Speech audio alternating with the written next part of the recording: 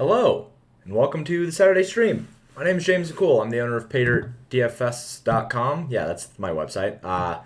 And I'm going to be going over the NFL slate for tomorrow.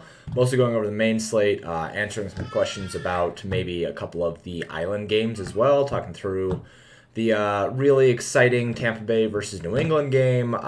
Maybe talking a little bit about the Monday night game, but probably not too much because I haven't really thought too much through it. What is that? That's Chargers versus Raiders or something like that. But yeah, today every Saturday I jump on the good old Twitch channel here and talk through the main slate for tomorrow for NFL.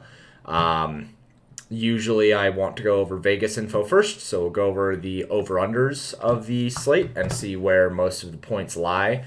We'll talk through some spreads. We'll talk through some things I think we're going to see tomorrow based on Vegas info and stuff like that. And then we'll jump into the actual slate stacks. We'll talk through some projections. We'll talk through some stacks. We'll take a look at the new optimizer that I'm building. We'll take a look at that today, but we'll just have a good time. And while we are doing that, I'm going to be drinking whiskey and answering questions. So any questions that you guys have, throw them on into the chat. I'll be answering them periodically. I mean, like as we take breaks in between things, I'll answer some questions. So yeah. Anyway, let's jump into it. So Shiver, what's up, man? Good day. Big huge start off. What are we drinking this evening? I don't know. I told Margaret to surprise me out of the whiskey drawer. So let's see.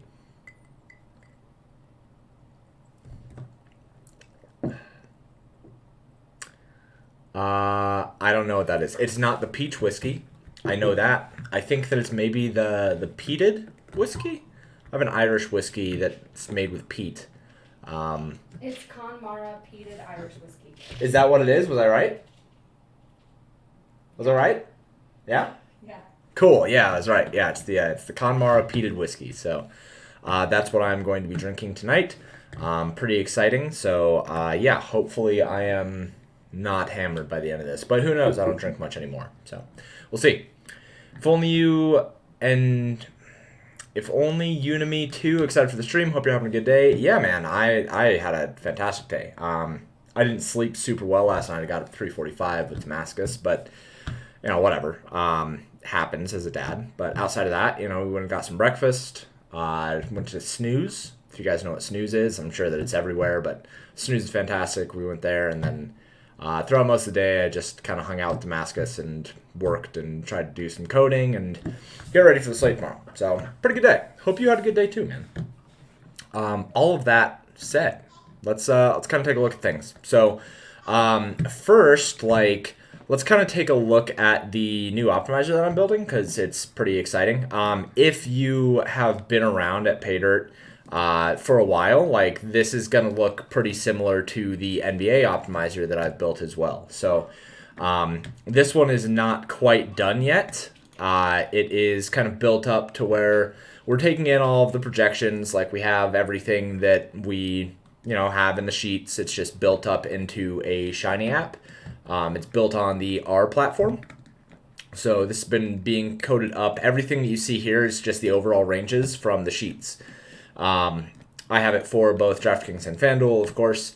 And then if you have been here since the NBA days, you will notice the positional metric search. So this is a really cool thing. This goes into the projections and kind of displays things in a more digestible way. So you can pick what position you want to take a look at: QB, running back, wide receiver, tight end.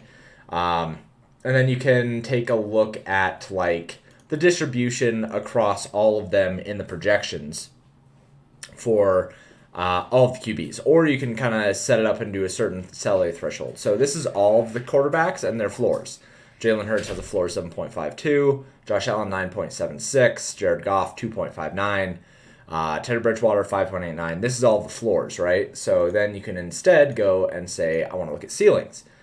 Josh Allen ceiling 51, Justin Fields 30, Davis Mills 15.37, etc., etc., etc. You can also look at just specific thresholds. So say that you just wanted to look at kind of more high-end QBs. you can go in and say just 6,500 plus, who has the highest ceiling of all of the quarterbacks that are in this range. You can also do it for, say, running backs. All $6,500 plus running back ceilings. It looks like Dalvin Cook has the highest at 41.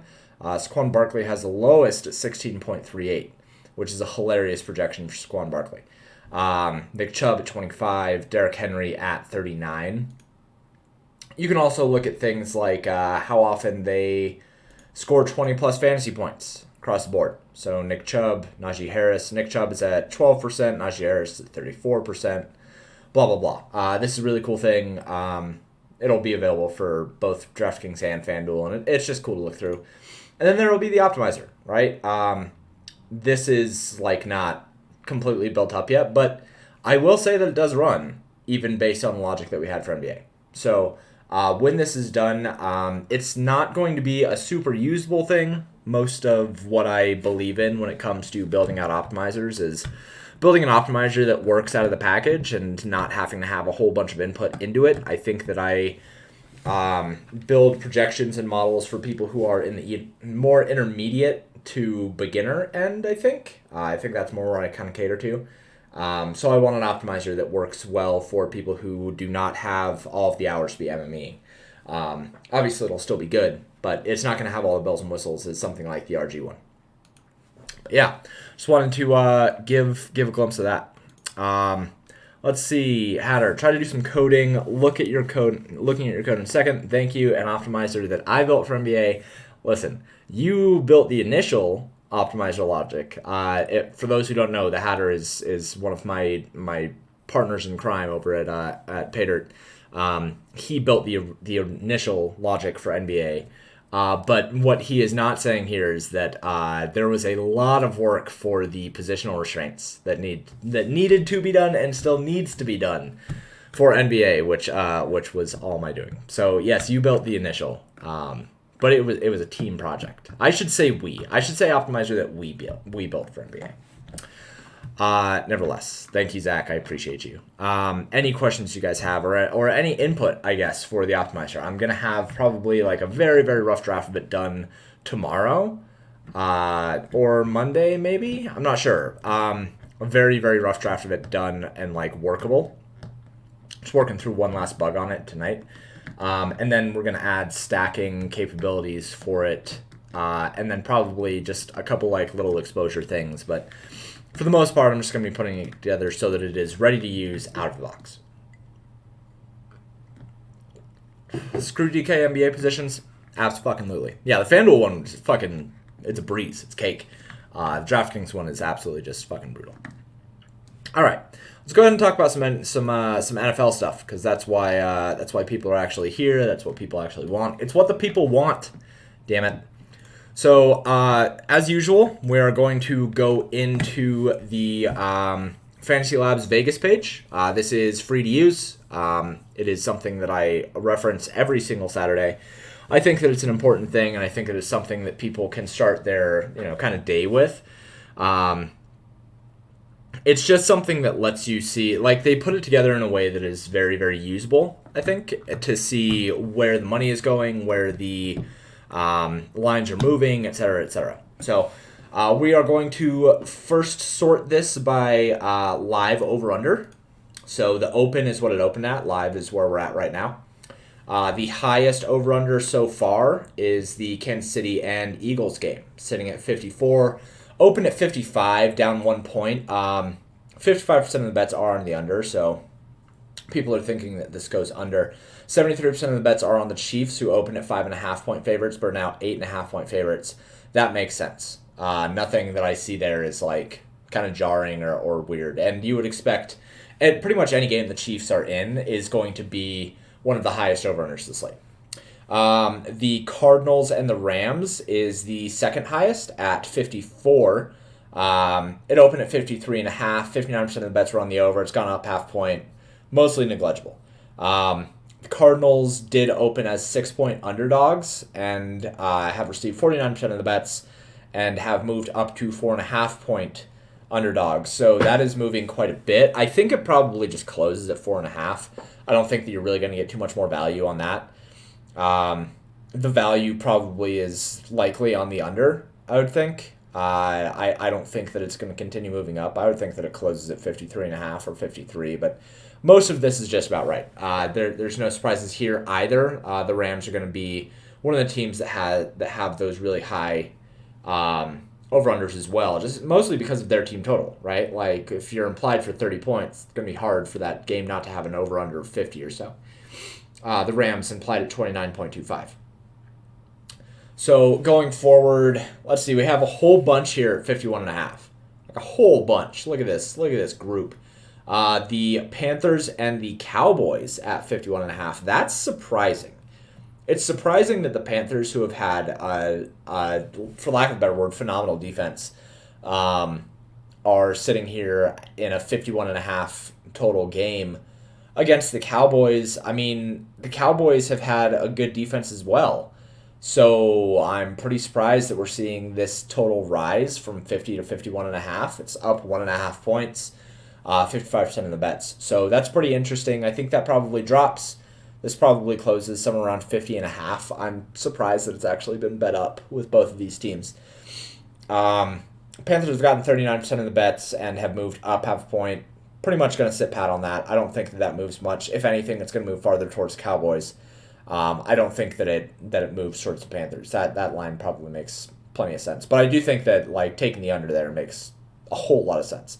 Especially missing Christian McCaffrey. Like, the Panthers they have been good. They have been a solid team. But without Christian McCaffrey, I certainly don't think that Chuba Hubbard can replace that kind of production. And DJ Moore is very good, but he's pretty much been all that they've had. So definitely like the under on that. I'm going to go bet that right now. I hope that that's the over-under on DraftKings, because I will certainly take the under. I think that I would take the under on that until I hit like 48.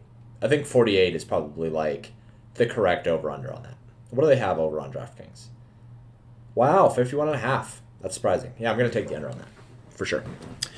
The next game that we have that's 51.5 over-under is the Browns and the Vikings. So this game actually opened up at 52.5. It has moved down a point, 47% of bets on the under, but likely bigger bets, more important bets on the under since it did move down. It's essentially a pick 'em. These two teams are basically the same team, right? Like, they want to rely on the running game. It should be super boring. I don't expect there to be a lot of scoring. This is another game that, like, a 51.5 over-under is really, really high. I don't think it should be that high. Both these teams just would rather run than anything, and if they get a lead, then they're not going to play fast. So, 51.5, I think that probably drops down to, like, 50, maybe 49.5 by the time the lock starts. Have the Seahawks and the 49ers, also a 51.5 total, also started at 52.5. Also has received split bets, basically. The 49ers are favorites. That's interesting. 2.5-point favorites. And have only received 35% of the bets on that spread, but it has not moved at all. So that tells me that the more important bets are on the 49ers. It would not surprise me at all if we see this move to 3 or 3.5 tomorrow. 3 is a really important number if you are betting. 3 and 7 are kind of the important thresholds. So 2.5 is pretty interesting that it's sitting pat there. I think that it probably closes around 3. That would be my guess. And then the last 51.5 is that Chargers-Raiders game. Again, started at 52.5. Again, down 1 point. Again, around split bets. Chargers 3-point favorites. Kind of surprised by that. Kind of not surprised by it. That threshold, I think wherever this leans is going to be important. So if it leans towards the Raiders, and the Raiders go to 2-point underdogs or 2.5-point underdogs, I think that means that the smarter bets are on the Raiders. If it moves in the way of the Chargers, on the other hand, I think that the smarter bets are on the Chargers. So pay attention to that. This is a really important line. Next, we have a 49 over-under with this Bucks-Patriots game. 86% of the bets are on the Bucks to cover 5.5 to 6.5. That's pretty wild. 64% of the bets on the over. Yeah, why would people take the over on that? The Patriots suck. So that makes sense. I don't really have anything to say about that. it's a primetime game, and I think that showdown will be more fun than talking about it here. We have the Washington football team and the Falcons sitting at a 47.5 over-under. It opened at 49, has been bet down 1.5 points. 61% of the bets are on the under. Yeah, that makes sense. I think that the Falcons are trash. I think that Washington is... they're a better football team than I think people realize. They opened up as 1-point underdogs to the Falcons and have been bet to a 1.5-point favorite. So that reverse line movement is really important. There's been a lot of betting up and down. You can kind of see like all of this movement. Like that's pretty important. I think that with the volume here, like we probably see Washington football team move up to 2.5-point favorites here by the time that lock happens. I don't know, 47.5. Like we're kind of getting into those ranges where you don't really have that much interest in stacking. Like especially we have 54, 51.5, 51.5, 51.5. And then it drops all the way down 4 points and likely even a little bit farther down to like 47. This is kind of getting into that like weird zone where you're getting into secondary correlations, not main stacks. We already had the Bengals and Jaguars. Go Bengals. Happy about it. Think that Joe Burrow is good. The Texans and the Bills. The Bills are 19.5-point favorites. Bet the spread for the Texans. Like don't fucking lay 19.5 points. The Bills are a very, very good team. Absolutely, they are a very good team. It is a fish move to lay 19.5 points. Do you know how hard it is to beat somebody by 20 real-life points in the NFL? It is hard. Just go bet the Texans spread. Just go bet the Texans to cover that spread. Like 15 points? Okay, sure. 19.5 points? Nah. Bet the Texans spread. Let's get back into it. Over-under here is 45. It's down from 48. That's quite a bit, and only 40% of the bets have been on the under here. So, yeah, people have no confidence in the Bills, or in the Texans to score any points whatsoever. They're implied for 15 real-life points. Basically, it's, like 2 touchdowns? That's it? 2 touchdowns, half safety? That's pretty bad, man. I think, and like the Bills, they have an implied team total of 32. That's really, really high. I'm interested in Bills stacks and DFS simply because the spread is so massive and it makes it very easy with Brandon Cooks as a bring back. But like we'll talk about that in a bit. That's a wild spread, and especially with only a 45 over under. Crazy spread.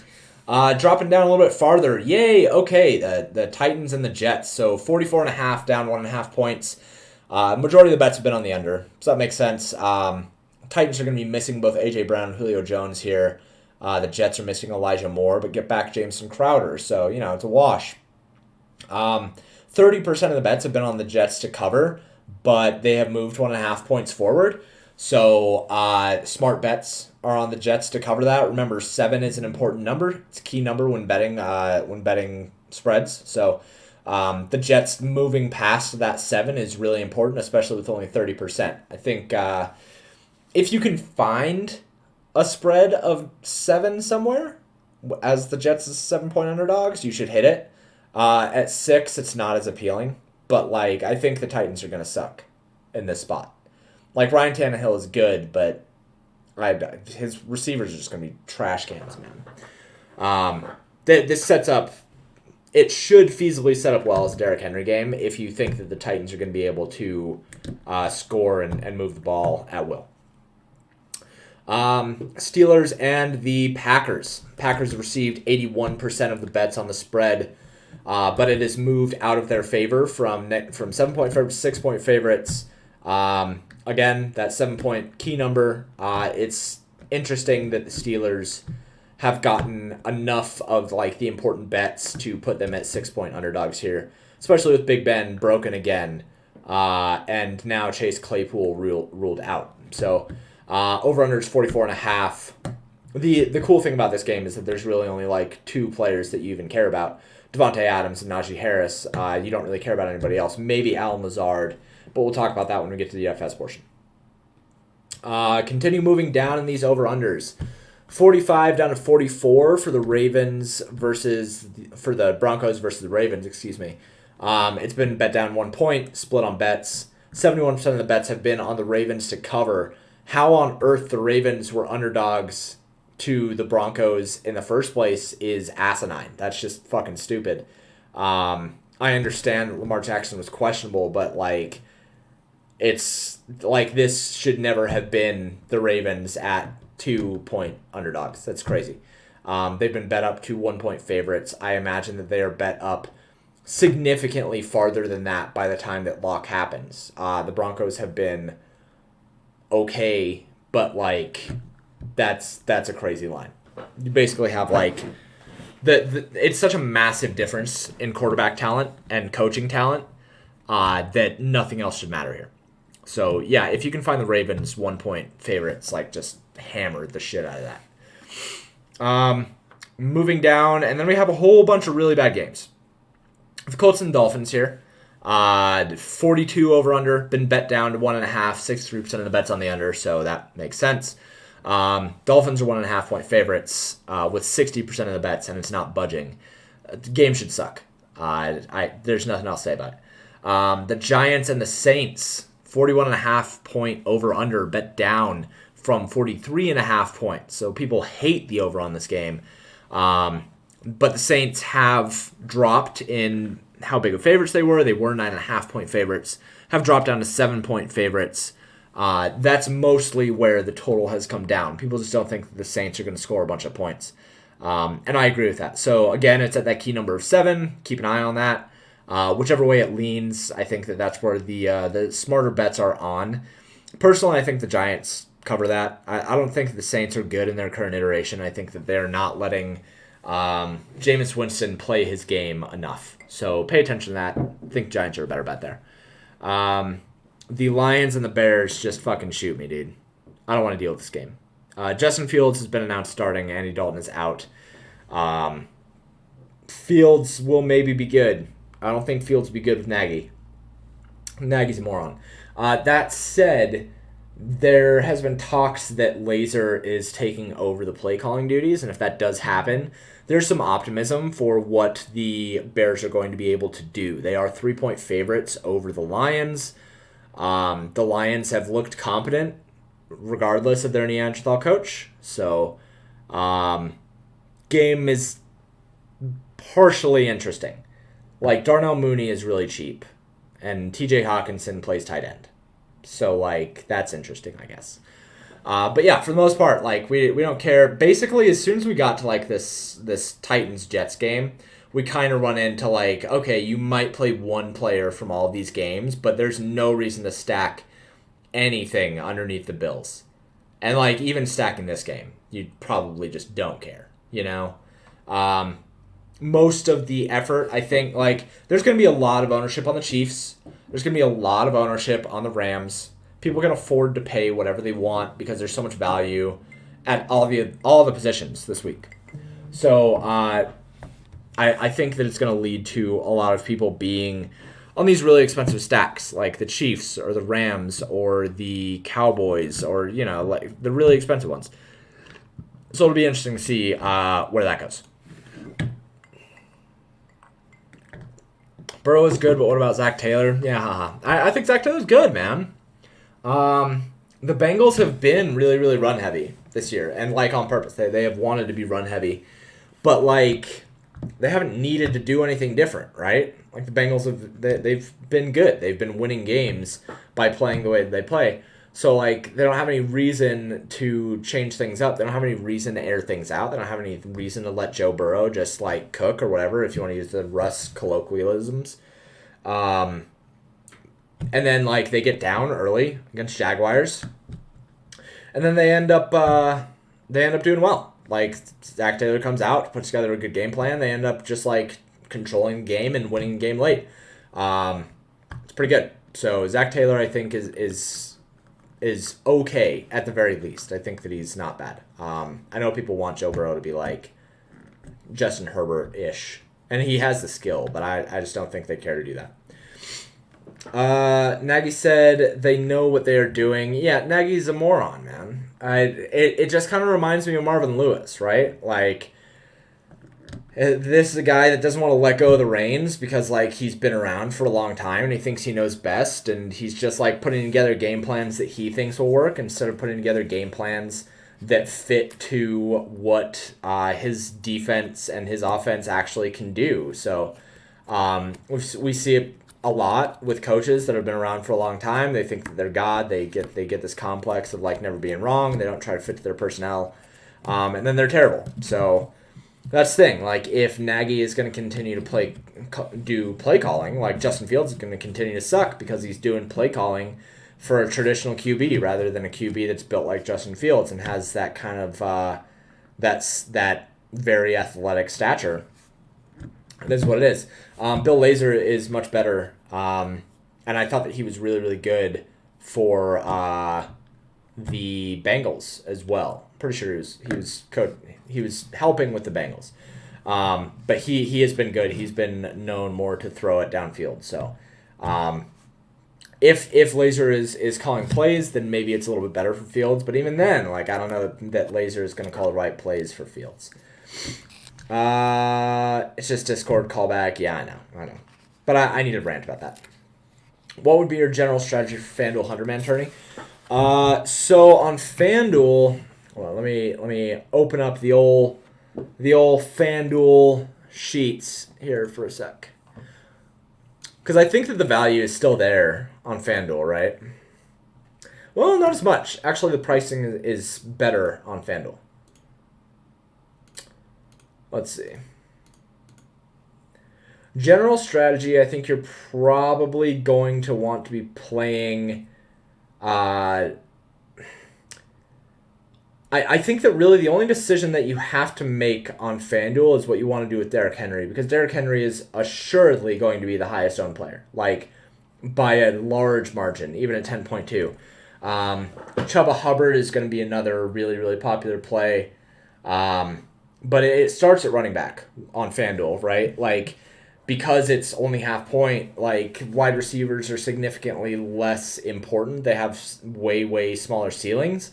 And running backs maintain their ceilings because they are more touchdown dependent and less reception dependent. So focusing on running backs is really important. Personally, for me, I think that I'd probably be focusing on this mid-range. I wouldn't be paying for Derrick Henry. I wouldn't be paying for Aaron Jones. I'd probably start with Darrell Henderson and maybe like Ezekiel Elliott or Najee Harris or something like that. Somebody who I know is going to get a vast majority of the work. And then I would probably end up trying to stack, like, if I could, Kansas City. If I can't, there's a lot of upside for a team like Baltimore. I think that Lamar Jackson is significantly better over on FanDuel just because of his rushing touchdown upside. And like, that rushing upside is really, really important. So I think that the stacks are a little bit less important because the PPR points don't go as far. So in a FanDuel 100-man tourney, I would focus on somebody, either Lamar Jackson, Josh Allen, or Kyler Murray. I would go with mid-range in the running back, and then I would probably do a skinny stack with any one of those three QBs, and then do a secondary stack with a tight end that is heavily used in the red zone. So that would be my way to go. And you can see, you can go over to, on the site, I have a air yards tool, which of course needs to be reloaded because I've been sitting here for a while. But you can look for each individual team, and you can kind of look at what tight ends are actually utilized in the red zone the most. So, like, say we want to look at Washington, look at red zone target percentage. We can see that Logan Thomas has a really nice red zone presence, right? Like 50% of the targets for Washington in week 3 went to Logan Thomas. 100% of them went in week 1. You can look at like Minnesota, and you can look where those red zone targets are going. So that would be my strategy on FanDuel for like 100-man tournaments. Then, let's see. Did they lose Mac this week? I don't know. Never pay attention to defensive stuff. I don't really care that much about that kind of stuff. Plus, Khalil Mack, I mean, it's been really, really good, but you don't hear much about him now. So, all right. Let us jump into the actual DFS side of things. So, I talk primarily about DraftKings. If you have questions about FanDuel, I also have the FanDuel sheets up, so I can answer those questions as well. But I'm going to be talking mostly from a DraftKings perspective. As you kind of go down things, remember the biggest difference here between DraftKings and FanDuel is that on DraftKings you're getting a full point PPR, so stacks are more valuable than running backs, blah blah blah, and also projections are going to be higher for the stacks that have very skinny target trees. So like Kansas City is going to project well on both sites, obviously, but they're going to project exceptionally well on DraftKings because so much of the target funneling is going to Travis Kelce and Tyreek Hill. So let's jump into stacks and let's kind of like go game by game and let's kind of talk through some things. All right, so top stack is going to be Kansas City. They play Philadelphia. Philadelphia's stack is not as great, obviously. It drops down to like kind of that middling point. So Kansas City is projected for 73 with the algorithmic stack of Patrick Mahomes, Tyreek Hill, and Travis Kelce. Philadelphia only projected for 44.92 with Jalen Hurts, Dallas Goedert, and Devontae Smith. So I'm hearing a lot of people saying that they want to go with like a Philadelphia skinny stack with like Jalen Hurts and Devontae Smith and bring it back with Tyreek Hill and Travis Kelce. I mean, I'm okay with that, but like, I don't really. So at that point, what you're saying is that you think that Jalen Hurts is going to outscore Patrick Mahomes, right? And I mean, obviously, like the price matters too here. So let's put that together really quick. We go Jalen Hurts. Move this over. Jalen Hurts, Tyreek Hill, Devonta Smith, and Travis Kelce. Right, so this stack in total takes up 28.7K of your salary, so over half of your total salary for your lineup. It has a projection of 80.28. Jalen Hurts, 6,900. Pretty nice price. Projected for 24. That's fine. If we go with Patrick Mahomes, it goes up by $1,200. Projection goes up by 4 points. So, I mean, you're still gaining there, right? Like $1,200 for 4 points, that matters. That's still good. If we go over into the quarterback ranges, you can take a look at the ceilings. Patrick Mahomes projected for 28. Jalen Hurts projected for 24. So about a 4.5 point difference there. Patrick Mahomes' ceiling though is 49.09. Jalen Hurts 43.47. So there's almost there's like 6.5 point difference there in ceiling. It just feels like if you're gonna use Tyreek Hill and Travis Kelce, just use Patrick Mahomes. It's not like it's hard to fit him. Like you have all of this value from the tight end wide receivers and from like the New York Jets, and you have value from the New York Giants, and you have all this value everywhere. Like, why do you feel inclined to use Jalen Hurts instead of Patrick Mahomes? You should have the $1,200 left over. It shouldn't be that hard. I guess if you're like really, really struggling to build out a lineup, then you would go with Jalen Hurts and try to make it work. But like at that point, why wouldn't you just go Dallas Goedert instead of Travis Kelce and then really have the savings, right? So this right here, this is a Chiefs stack bringing back Devontae Smith. Projects for 84.26, costs 29.9. Go Jalen Hurts, and then you go Dallas Goedert. No, I knew I spelled that wrong. Yeah, drops all the way down to 25.4. It's massive. I understand that you're losing Travis Kelce. I understand that you're losing 15 points in projection, but you're saving $4,000 in salary. Like over $4,000 in salary. So like if you think that this game is going to be the nuts, if you think that Jalen Hurts is going to outscore Patrick Mahomes, why would you not just go with a Jalen Hurts stack and bring it back with Tyreek Hill? Doesn't make any sense. You could even do like a full out stack here and go Travis Kelce here. Because Dallas Goedert at 4,800 is actually pretty cheap. You can plug in whatever defense, I don't know, like Detroit, I guess. And then you can plug in a super cheap wide receiver. I don't know. Who's one of the super cheap wide receivers for Tennessee? Chester Rogers. Right? God, I spelled his name wrong. Of course I did. I can't spell his name right. Let's just use this dude. Whatever. That guy.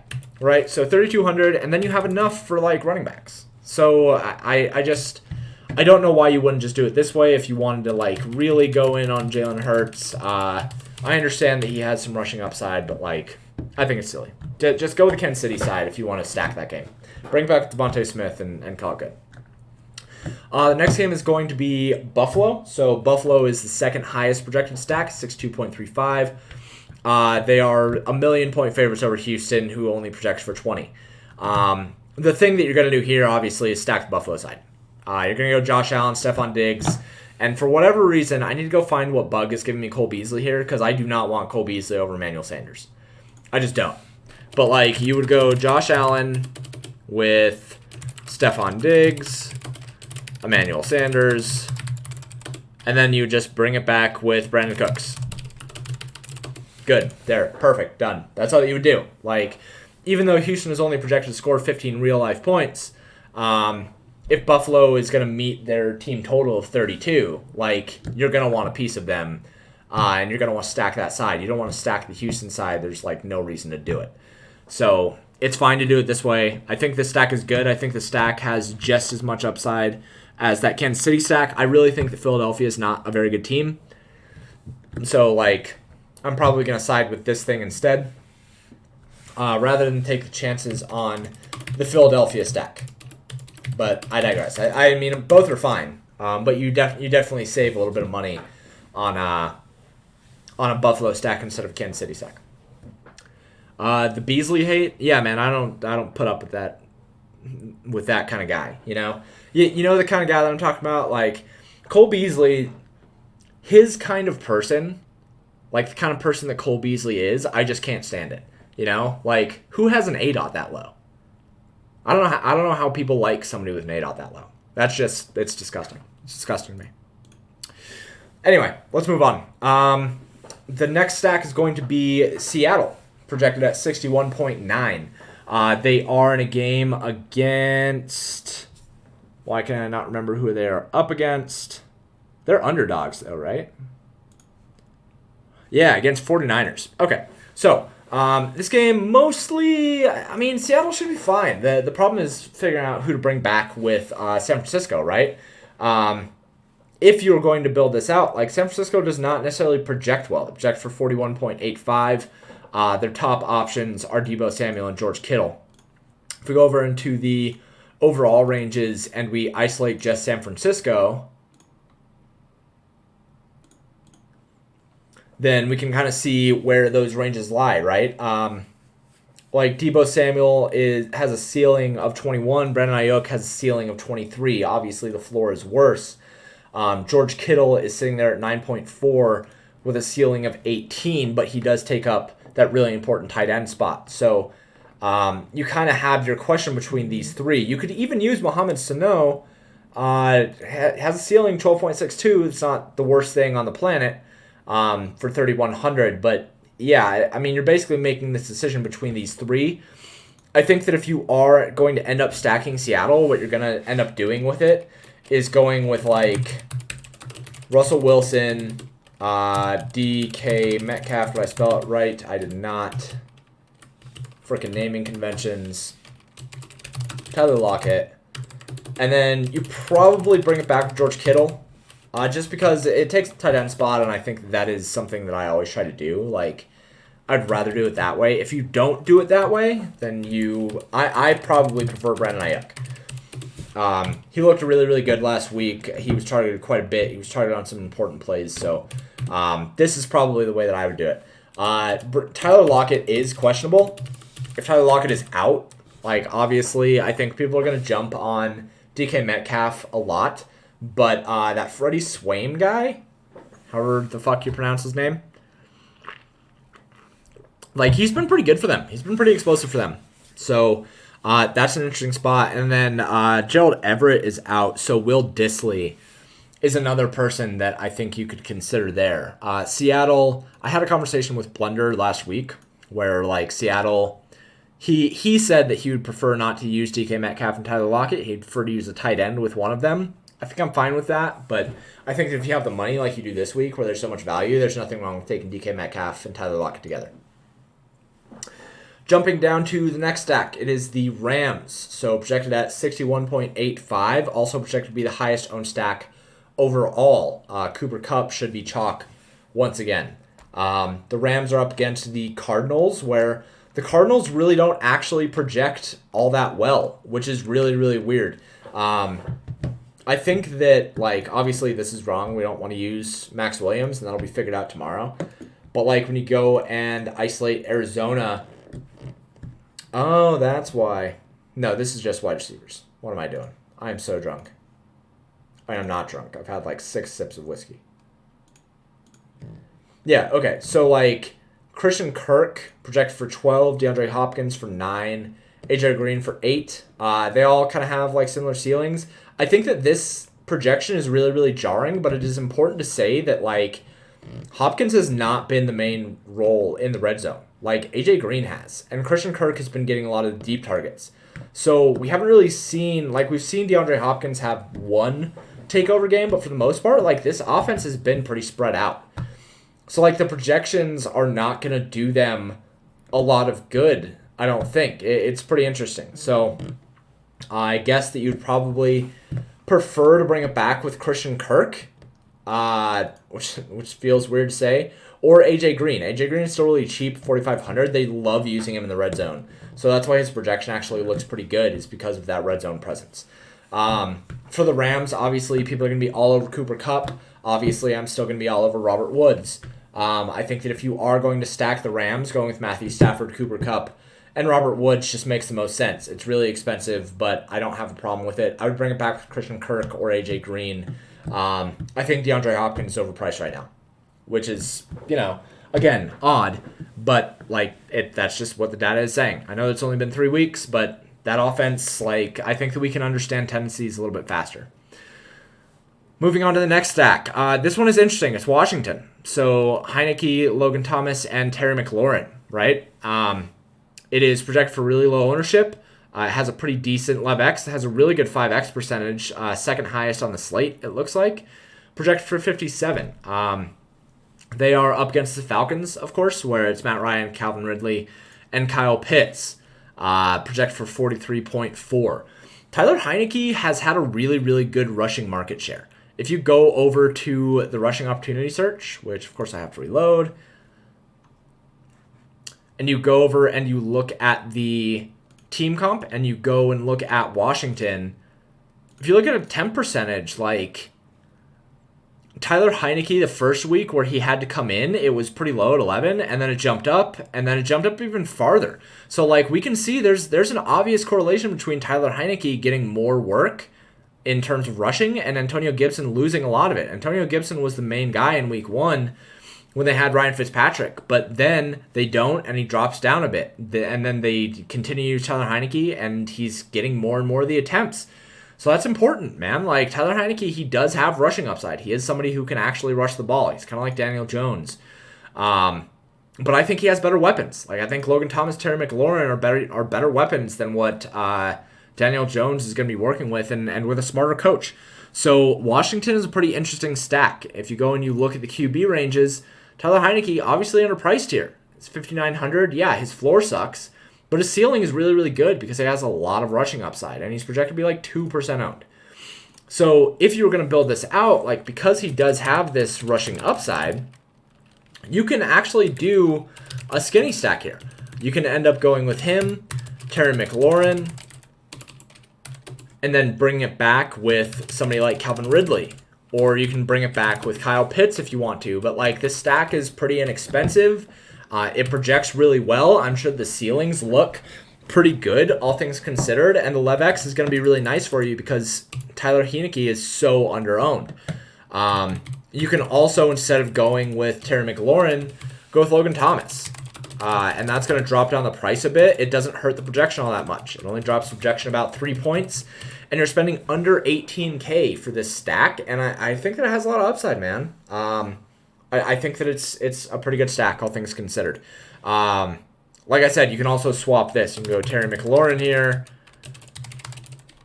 and you can bring in Kyle Pitts. Obviously, this drops down the projection quite a bit because the models hate Kyle Pitts. He just does not get the receptions or the targets that he should. It is what it is. But I like Washington a lot. Dropping down, Baltimore. I already kind of talked about Baltimore, but like Baltimore faces Denver, and I'm really, really surprised that Baltimore was not favorites to open this game. Obviously, like there's a very, very easy answer to this as well. So for me, well, actually, no, I should say this. It can go both ways, right? So you can either do Lamar Jackson. I should just start doing this, shouldn't I? Lamar Jackson, Marquise Brown, and then bring it back to Cortland Sutton. This is probably what I would prefer. This is definitely the route that I would go on FanDuel. You could also end up going with Teddy Bridgewater and then bring it back with Noah Fant and Cortland Sutton and then bring it back with Marquise Brown. And I think that for the price, this is really, really nice as well. Like, you're paying under 6K for every single piece of this. It does project okay for 70. The ceilings are not bad. Cortland Sutton projects very, very well. I think Noah Fant has good red zone presence. Marquise Brown obviously gets a lot of deep targets and has a lot of upside. So I think you can stack this game either way. I don't know that I have like a super heavy lean one way or another. I prefer Lamar Jackson. I think he has a higher ceiling than Teddy Bridgewater, but it really just depends on what secondary stacks you like and what you would put around it. If you can do Teddy Bridgewater with 2 pass catchers and bring it back to Marquise Brown and fill out the rest of your roster, then that's cool. If you can do Lamar Jackson and like utilize that extra freedom that you have from an extra spot because you're skinny stacking with him, that's cool too. Dealer's preference there. Whatever you want to do. All right. Dallas. So this is Dallas Panthers.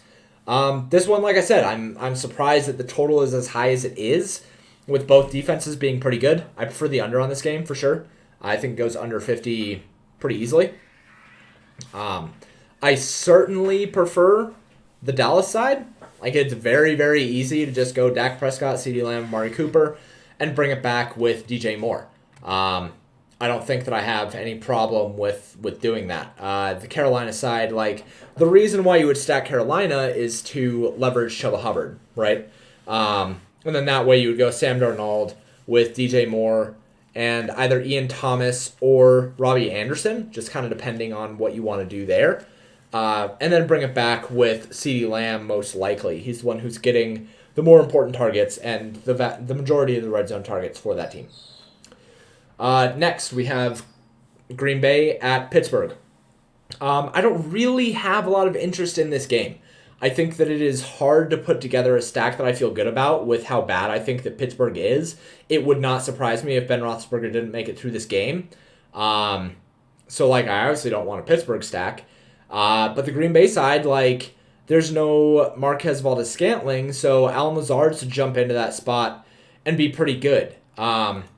If we go and take a look at Green Bay, like, Allen Lazard actually projects okay for a ceiling. Like, a ceiling of almost 20 fantasy points for a receiver that's only 3,600 is really, really good. Devontae Adams, obviously fantastic. He's underpriced at 7,900. Devontae Adams is probably one of the best one-off plays on the slate. Green Bay is projected well. Pittsburgh sucks. I don't think that they can do a lot to stop him. The only other player that I mentioned, and I should be clearing these out and not being silly about this. The only other player that I mentioned from this game is Najee Harris. Najee Harris does project for 17 fantasy points. He got so many targets. Ben Roethlisberger just can't pass the ball down like 15 yards anymore. So it's going to be checking down a lot to Najee Harris. Like I said, though, I'm concerned that Ben Roethlisberger doesn't finish this game. I think that he's injured. I think that they can't move the ball. They just look just terrible. So I'm a little bit worried about Najee Harris in terms of touchdown projection and ceiling. As you can see, his ceiling is only 29 fantasy points. Pretty low. You'd rather have Darrell Henderson for over $1,000 less, you'd rather have DeAndre Swift, you'd rather have David Montgomery. Like, there are guys that you'd rather have than him that are cheaper. So, really, it's just Devontae Adams in this game. Already talked about Denver. Minnesota. So, Minnesota plays Cleveland. I'm going to pull up another model here. Oh, wait, no, I don't need to. That's right.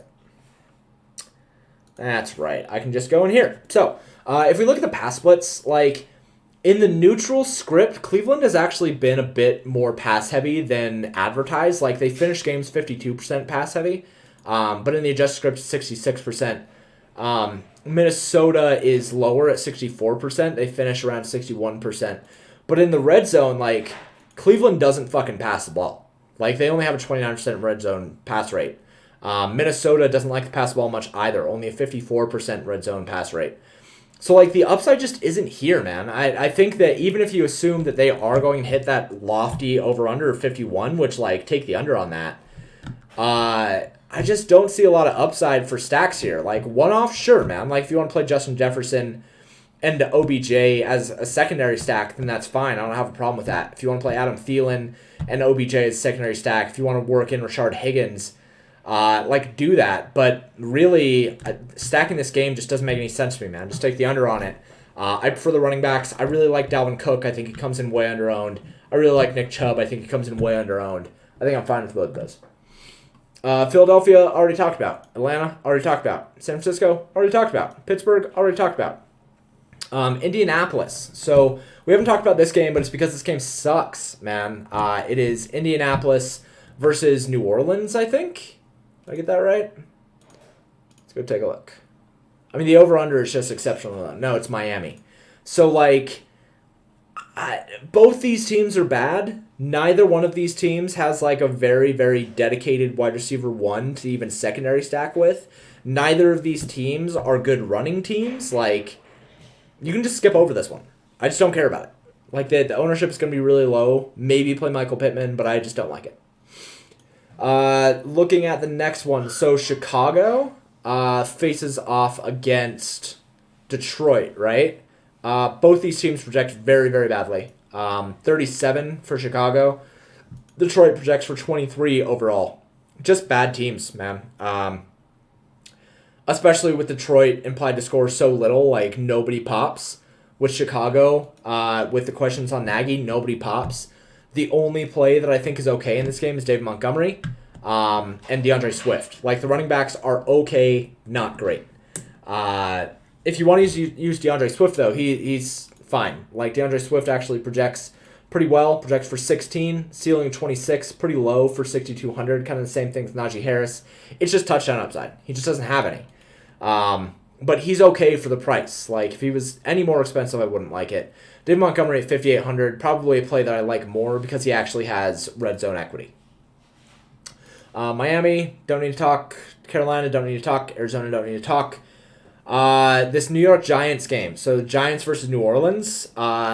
Pretty much can skip over this. The only thing is that Kenny Golladay should have a massive equity of the targets along with Evan Ingram. There is a way where you can skinny stack this. The way that you're going to do it, because you're not going to stack New Orleans side. If you wanted to go with this game, what you do is you go with a skinny stack of Daniel Jones and Kenny Golladay, and then you bring it back with Alvin Kamara. And that's probably the only way that I would do it. Kamara projects well enough. Daniel Jones projects okay for the price. He does have a good ceiling because of his rushing upside. And Kenny Golladay, if New York can actually put together some drives, like, Kenny Golladay is going to be part of them. He's the only way that they can actually put together offense. Him and Evan Ingram. If you wanted to go with Evan Ingram, I'm fine with that too. Utilize that tight end spot, do a skinny stack. I don't hate it. But, I mean, like I said, it's hard to get New York to project well because they're projected for under 20 real-life fantasy points, and they're a run-first team. Tennessee, I think, is the last team that we need to talk about. You will notice that they are projected for 34 fucking fantasy points as a stack. It's bad. It's really bad. They are cheap, sure, which means that they actually do project okay for the price. But, like, you can't tell me that you're excited about Ryan Tannehill, Chester Rogers, and Nick Westbrook-Akeen with the bringback of Corey Davis. You can't tell me you're excited about that. Like, if you go over and you look at this Vegas dashboard and you see that Tennessee and the Jets are way down here at 44.5 and you're willing to pass up all of this, you're insane. I get it, but you're insane. The only play that you have to care about in this game is Derrick Henry. And it's only a decision of whether you want to play him or fade him. I personally am going to fade him. I think that Tennessee's offense is going to look terrible here. I think they're going to be a bad team. And if they don't move the ball, then Derrick Henry's not going to be able to do anything. He's going to have to break off 70, 80-yard runs, and I get it. Like, he can do that, but you're betting on variance at that point, and I'd prefer not to since he should be heavy chalk. So that's all the stacks. Let's hit some individual positions really quick, and then we are going to get out of here. So first, we'll look at Vegas baselines. Highest team total is Buffalo, Kansas City, and then the Rams. Those are going to be the teams that you prefer to stack. Lowest, Houston, New York Giants, New York Jets. Anybody under 20, you can pretty much just ignore. Pass splits, heaviest pass team in the league right now is Miami, followed by the Chargers and Las Vegas. They are not on the main slate, so you can look at these three, Kansas City, Carolina, and Miami. Those are the top three on this slate. Lowest are New Orleans at 52, Tennessee, and Detroit finishing out that bottom. So those are the teams. These are pretty much teams that you don't want to stack. They don't passive enough. By far, the run-heaviest team in the league is Cleveland in the red zone at 70% runs. That's hilarious, super high. And then Carolina and then New England. These teams aren't going to produce a lot in stacks, so that's why you fade them most of the time. The heaviest in the red zone is going to be Atlanta, Pittsburgh, and Philadelphia. So if Philadelphia does end up scoring on Kansas City, it's through the air. More likely, it's through the air. Atlanta as well, Pittsburgh as well, and Washington as well. 70% plus is where I usually like to focus. Kansas City has been surprisingly low. They were about 80% last year. Looking at the overall ranges, highest medians are almost always quarterbacks. Let's just go into quarterbacks and we'll go position by position. So highest ceiling quarterback is Josh Allen, also the highest median. He's also the highest owned. Tyler Heineke is obviously the odd man out here. He's well underpriced for his rushing upside, and I think he makes for a very good stack tomorrow. You're not going to be making or breaking leverage here, but Heineke does give you a lot of leverage, lets you eat whatever chalk you want. Kyler Murray is the quarterback with the least leverage, but again, 6% is nothing. You're pretty much just choosing quarterback based on your stack. For running backs, highest medians are going to be Derrick Henry, Aaron Jones, and Dalvin Cook. Also the highest ceilings there. If you are looking for the highest value, we can sort by 5x percentage. Darrell Henderson, followed by Aaron Jones, and then David Montgomery. And these five guys are the ones that have a chance of 5xing, so those are going to be some good tournament plays. If you look at the smallest leverage, you're pretty much just fading Mike Davis. Mike Davis is a bad play tomorrow. Saquon Barkley is a bad play tomorrow. And then after that, like, you can use these guys. It's not a big deal. They're not 10% or worse negative leverage. Best leverage on the slate, Aaron Jones, Derrick Henry, Dalvin Cook, Alvin Kamara, and Darrell Henderson. I'm going to have a lot of Darrell Henderson tomorrow, like, for sure. Sort that back up. Going to the wide receivers. So top wide receivers, Devontae Adams, OBJ, and Tyreek Hill. Have a couple more above 20, Metcalf, Kupp, Sutton, and Diggs.